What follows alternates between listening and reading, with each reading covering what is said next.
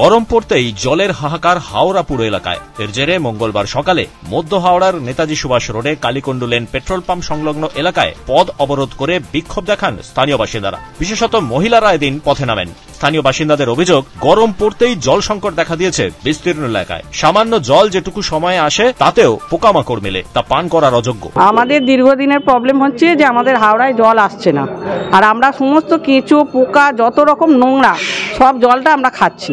অনেক রকম ব্যবস্থা করা হচ্ছে, বলা হচ্ছে, কোনো ব্যবস্থা হচ্ছে না, যার জন্য এটা দীর্ঘ এখন বলা হয়েছে, যদি না হয় এর জন্য প্রখর ব্যবস্থা আমরা নেব।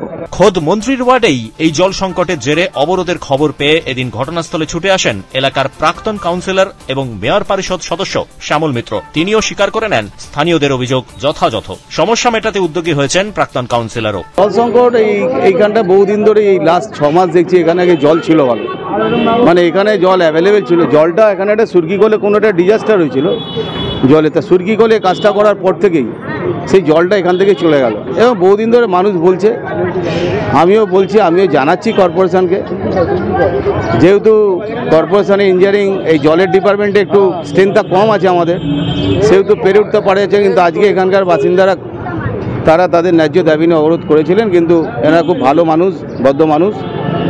আমি এসেছিলাম, লোকাল কাউন্সিলর বলুন, প্রাক্তন কাউন্সিলর বলুন, এসে এদের রিকোয়েস্টে বলেছি, এক্সিকিউটিভ ইঞ্জিনিয়ার এসছেন, কমিশনার পাঠিয়েছেন, রাস্তা কেটে আজকে কাজ হবে।